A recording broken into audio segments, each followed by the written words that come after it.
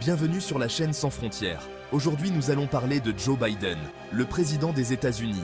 Joe Biden, un homme qui a passé sa vie sur la scène politique, se tenait devant une nation. Sa voix, chargée d'émotion, a résonné à travers la salle de la Convention. « Mes chers Américains », a-t-il commencé, et on aurait pu entendre une mouche voler. C'était le moment, la tournée d'adieu. Après des décennies de service, Joe raccrochait son chapeau. Mais avant de pouvoir pleinement embrasser la retraite, il y avait ceci, un dernier discours. Une dernière chance de se connecter avec le peuple américain. Et quelle connexion! Des larmes ont coulé, des acclamations ont éclaté. Biden, compteur né, n'a pas déçu.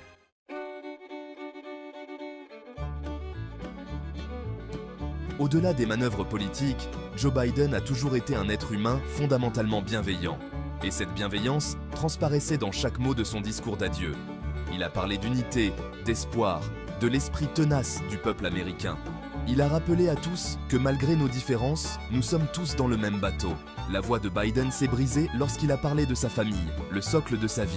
Et dans cette vulnérabilité, il a rappelé à tous que même les plus puissants d'entre nous sont encore humains.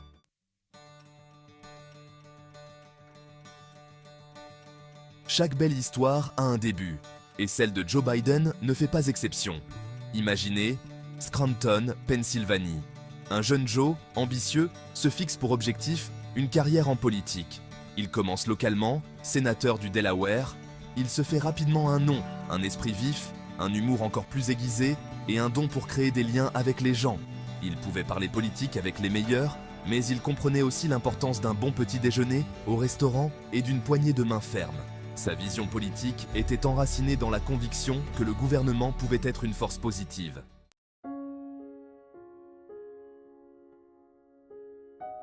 Joe a connu une perte inimaginable très tôt. Sa femme et sa fille ont été tuées tragiquement dans un accident de voiture.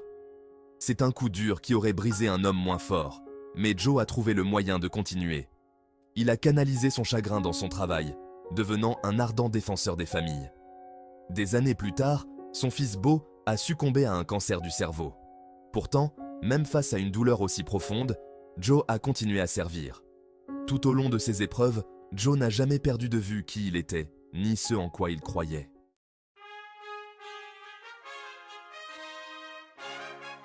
Et c'est ainsi, mes amis, qu'on devient Joe Biden. Ce n'est pas un chemin direct vers le sommet. C'est une vie d'expériences, bonnes et mauvaises, qui vous façonne. C'est la persévérance, la compassion, le fait de ne jamais renoncer à soi-même, ni au pays que l'on aime. C'est comprendre que le leadership n'est pas une question de pouvoir ou de prestige. C'est le service, le sacrifice, le fait de rendre le monde un peu meilleur. Joe était peut-être en train de dire au revoir, mais on avait l'impression d'un commencement.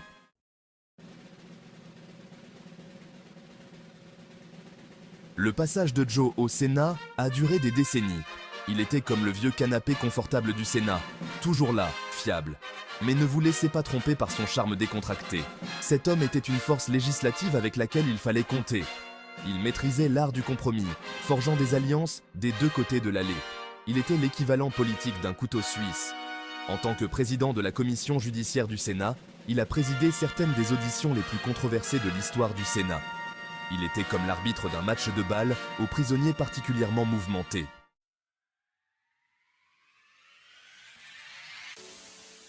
Joe se retrouve vice-président de Barack Obama.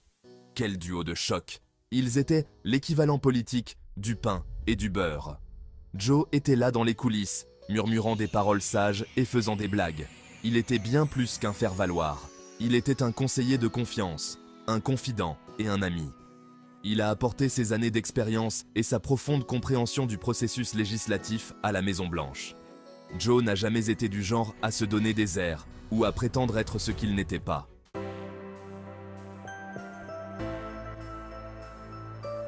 Être vice-président ne se résumait pas aux poignées de main et aux séances de photos. Joe avait du pain sur la planche. La grande récession avait frappé durement l'Amérique. C'est là qu'interviennent Joe Biden et la loi américaine de relance et de réinvestissement de 2009. C'était une bouée de sauvetage pour une économie en difficulté. Joe s'est assuré que la loi de relance parvienne à ceux qui en avaient le plus besoin.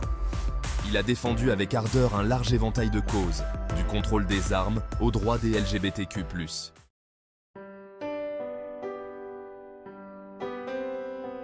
Alors que les projecteurs étaient braqués sur Biden, on pouvait sentir un changement d'atmosphère.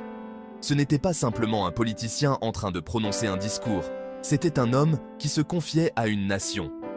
Biden, qui n'a jamais eu peur de l'émotion, a laissé couler ses larmes librement. Il a parlé de sa famille, de sa foi, des valeurs qu'il avait ancrées tout au long de sa vie. Il a parlé des pertes qu'il avait subies, de la douleur qui ne disparaît jamais vraiment. Et pendant qu'il parlait, on pouvait sentir un soupir collectif parcourir la foule.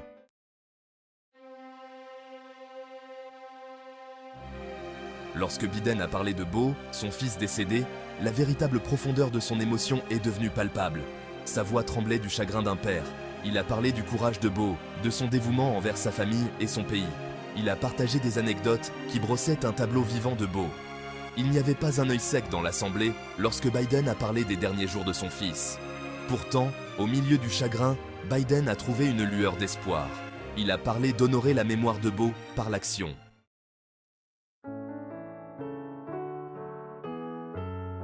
Alors que le discours de Biden touchait à sa fin, l'ambiance a de nouveau changé. Les larmes étaient toujours présentes, mais elles se mêlaient désormais à un sentiment d'espoir. Biden a rappelé à l'Amérique sa promesse, son potentiel, sa capacité de grandeur. Il a parlé d'unité, d'empathie et d'espoir. Il a mis la nation au défi d'être meilleur, de lutter pour un avenir où chaque citoyen aurait une chance égale de réussir. Il les a mis au défi de rejeter le cynisme et d'embrasser l'espoir. Car dans l'adieu de Biden, il n'y avait pas seulement un au revoir, mais un appel à l'action.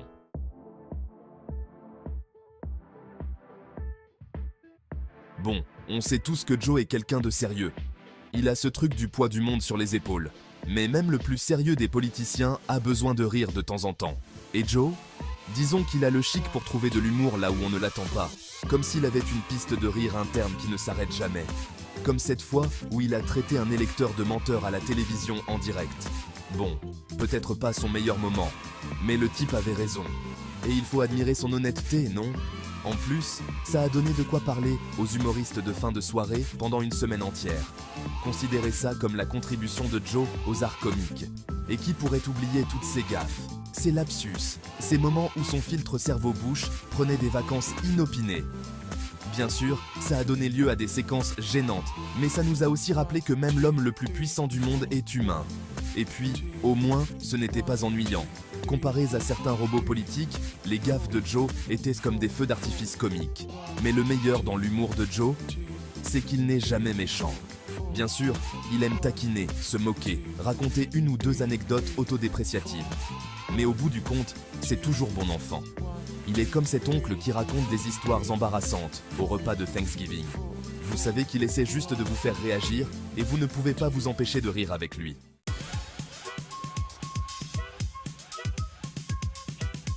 Deuxième partie, le don de la parole et de la gaffe. Parlons de la façon dont Joe manie les mots, voulez-vous? Ou peut-être devrions-nous dire, sa façon de manier les mots parfois pas tout à fait juste. Parce qu'il faut bien l'avouer, l'homme est une machine à gaffe ambulante. Il est comme un politicien croisé, avec un humoriste de stand-up qui teste constamment de nouveaux sketchs. Certains font mouche, d'autres, disons que ça met un peu d'ambiance. Comme cette fois où il s'est qualifié lui-même de machine à gaffe. La conscience de soi, il l'a à revendre.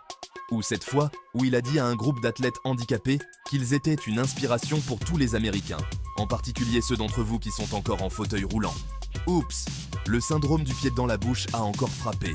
Mais bon, au moins, il s'est rattrapé avec son charme caractéristique, en riant et en rappelant à tout le monde qu'il n'est qu'un type normal, essayant de faire un travail difficile. Et n'oublions pas son penchant pour les expressions familiales et les lapsus. C'est un dictionnaire ambulant de bidenisme. C'est vachement important, bon sang. S'est-il un jour exclamé, oubliant qu'il portait un micro ouvert. On a tous déjà vécu ça, non? Sauf peut-être pas à la télévision nationale. Mais voici le truc avec les gaffes de Joe. Elles sont attachantes, elles le rendent accessible. Elles nous rappellent qu'il n'est pas un automate parfait, mais une vraie personne avec des défauts et des faiblesses, comme tout le monde. Et dans un monde de personnages politiques soigneusement façonnés, ce genre d'authenticité est rafraîchissant, même si elle s'accompagne parfois de quelques trébuchements verbaux.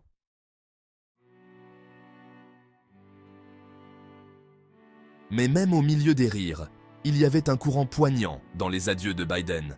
Il savait qu'il disait au revoir à une vie qu'il aimait, un travail auquel il s'était consacré pendant des décennies. Il savait qu'il quittait la scène nationale à une époque de grande incertitude, tant au pays qu'à l'étranger. Et il savait que, malgré tous ses efforts, il y avait encore ceux qui doutèrent de lui, qui remettaient en question ses capacités, qui se demandaient s'il était à la hauteur de la tâche de diriger une nation aux prises avec des défis complexes. Pourtant, à travers tout cela, Biden est resté optimiste, même plein d'espoir. Il a parlé de la résilience de l'esprit américain, du pouvoir durable de la démocratie, de la conviction que même dans les moments les plus sombres, il y a toujours de la lumière à trouver. Il a exhorté les Américains à rejeter le cynisme et à embrasser l'espoir, à s'unir en tant que nation, à redécouvrir le sentiment de dessein commun qui les avait guidés à travers d'innombrables défis tout au long de leur histoire. Et pendant qu'il parlait, on pouvait sentir un changement dans l'atmosphère. Les rires se sont tus, remplacés par un sentiment de profond respect, une profonde gratitude pour l'homme qui avait tant donné à son pays.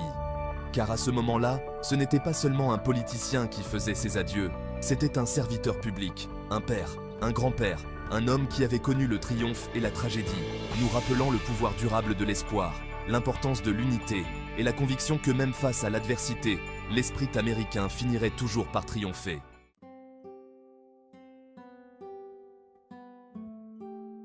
Alors que les applaudissements s'éteignaient et que les lumières se rallumaient, on pouvait presque sentir un soupir collectif traverser la nation.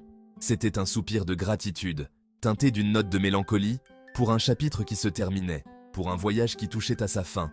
Joe Biden, le battant de Scranton, le pilier du Sénat, le bras droit, le grand-père gaffeur au cœur d'or, raccrochait enfin son chapeau politique. Mais si son passage en politique élective prenait fin, son impact sur l'Amérique était loin d'être terminé. Tout au long de sa carrière, Biden avait incarné un certain idéal, une croyance au pouvoir de l'unité, à l'importance de l'empathie, à la promesse immuable de l'Amérique. Il rappelait à tous que même face aux divisions et à la discorde, il y avait encore de la place pour l'espoir, la compassion, un sentiment de dessein commun. Il avait trébuché bien sûr, avait commis sa part d'erreurs. Il avait buté sur les mots, s'était empêtré dans des métaphores et avait parfois dit exactement ce qu'il pensait, même lorsqu'une phrase soigneusement élaborée aurait pu mieux le servir.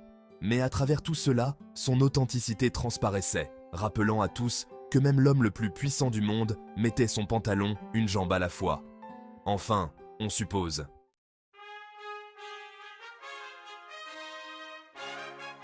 Mais qu'en est-il de l'Amérique?